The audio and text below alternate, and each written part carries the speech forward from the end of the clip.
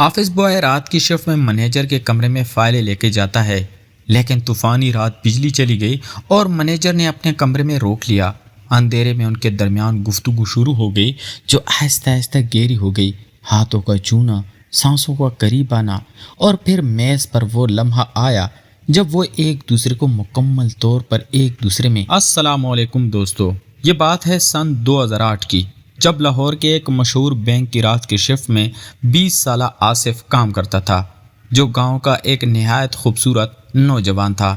اس کی گوری رنگت، نرم سیاہ بال جو ہمیشہ تھوڑے بکھرے رہتے تھے، لمبی پلکیں اور گہرے بھورے آنکھیں ایسی تھی کہ دیکھنے والا ایک لمحے کے لیے رک جاتا۔ اس کا جسم جوانی کی پوری آب و تاب لیے ہوا تھا، سینہ چوڑا، کمر پتلی اور ہاتھ ایسے نرم کہ لگتا تھا کبھی سخت کام نہیں کیا۔ حالانکہ وہ غریب گھرانے سے تعلق رکھتا تھا اور اس کی تنخواہ ہی گھر کا سہارا تھی۔ اسی بینک میں 40 سالہ مینیجر کامران صاحب تھے جو سخت مزاج کے مالک تھے۔ دفتر میں سب ان سے ڈرتے تھے۔ ان کا قد اونچا تھا، بال تھوڑے سفید ہو چکے تھے، مگر چہرے پر اب بھی جوانی کا ٹکڑا باقی تھا۔ وہ ہمیشہ مہنگے سوٹ پہنتے، سگریٹ پیتے اور آفس بوائے کو معمولی نظر سے دیکھتے تھے۔ مگر آصف جب پہلی بار اس کے کمرے میں فائلیں لے کر گیا تو کامران صاحب کی نظر اس پر ٹھہر گئی اور پھر بار بار ٹھہرتی ہی رہی۔ آصف گاؤں میں ایک غریب مگر نہایت خوبصورت لڑکی رانی سے محبت کرتا تھا۔ رانی کی عمر 19 سال تھی۔ اس کے بال لمبے تھے، چہرہ چاند جیسا اور جسم ایسا کہ آصف جب گاؤں جاتا تو رات پر اس کے ساتھ کھیتوں میں یا پرانی کوٹھی کے کمرے میں بیٹھ کر باتیں کرتا، بوسے لیتا، ہاتھ پھیرتا اور وعدہ کرتا کہ میں شہر آ کر امیر ہو جاؤں گا، پھر تمہارے ساتھ شادی کروں گا۔ رانی بھی اس سے گہری محبت کرتی تھی اور ہر بار جب آصف واپس آتا تو وہ اسے گلے لگا کر روتی کہ جلدی لوٹ آنا۔ کامران صاحب نے آہستہ آہستہ آصف کو اپنے قریب کرنا شروع کیا، پہلے صرف کام کی باتیں، پھر رات کی شفٹ میں اسے اپنے کمرے میں روکنا شروع کر دیا۔ ایک طوفانی رات جب باہر آندھی چل رہی تھی اور بجلی چلی گئی تو کامران صاحب نے آصف کو اندر بلا لیا۔ اندھیرے میں صرف کھڑکی سے آتی ہوئی بجلی کی چمک ان دونوں کے چہروں کو روشن کر رہی تھی۔ کامران صاحب نے آستہ سے پوچھا کہ تم تھکے ہوئے ہو؟ تو آصف نے سر ہلایا۔ پھر کامران صاحب نے اس کا ہاتھ تھام لیا اور کہا کہ تم بہت خوبصورت ہو۔ آصف پہلے چونکا، مگر کامران صاحب کی آنکھوں میں وہ شدت تھی جو سمجھ گیا کہ یہ صرف تعریف نہیں ہے۔ اس رات کامران صاحب نے اسے میز کے قریب کھینچا، مگر اچانک باہر کسی کی آواز آئی۔ کامران جلدی سے دور ہو گیا۔ جب وہ نکلا تو کامران صاحب نے اسے کہا کہ یہ راز رہے گا اور تمہاری تنخواہ بڑھ جائے گی۔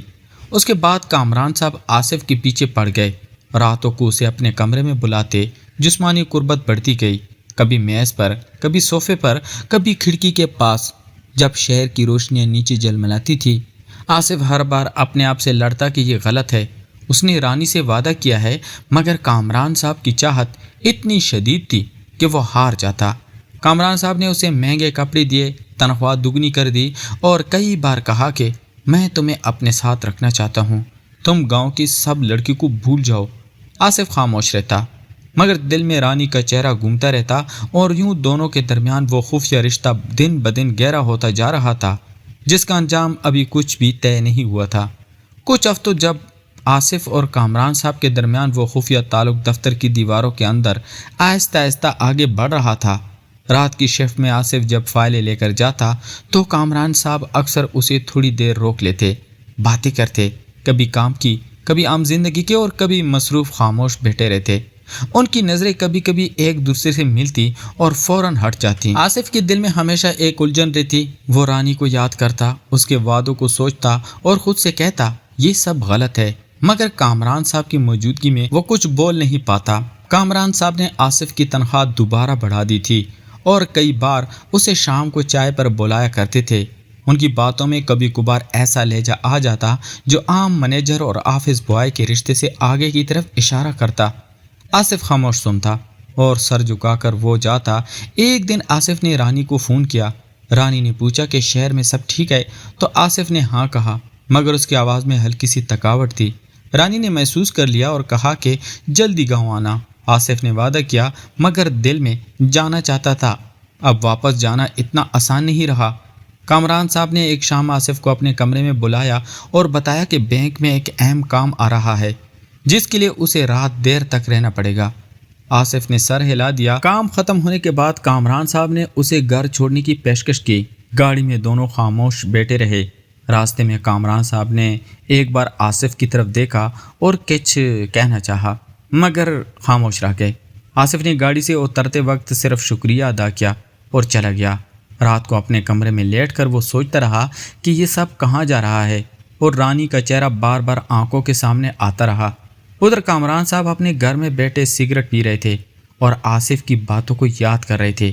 یوں دونوں کی زندگی دفتر کے اندر اور باہر ایک خاموش کشش کے ساتھ چلتی رہی۔ اگلے دنوں کی جب آصف نے فیصلہ کیا کہ وہ ایک چھوٹی سی چھٹی لے کر گاؤں جائے گا، کامران صاحب نے پہلے تو ہچکچاہٹ ظاہر کی مگر آخرکار اجازت دے دی۔ آصف جب گاؤں پہنچا تو رانی دروازے پر کھڑی اس کا انتظار کر رہی تھی۔ دونوں نے ایک دوسرے کو دیکھا اور کچھ دیر خاموش کھڑے رہے۔ رانی نے آہستہ سے پوچھا کہ شہر میں سب ٹھیک تو ہے؟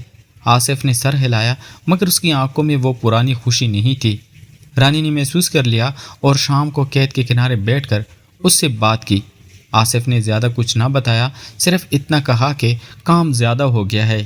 رانی نے اس کا ہاتھ تھام لیا اور کہا کہ تم اگلے 2 دن دونوں نے ساتھ گزارے۔ رانی نے اس کے لیے پسندیدہ کھانا بنایا اور پرانی باتیں یاد دلائی مگر آصف بار بار شہر کی طرف سوچتا رہتا۔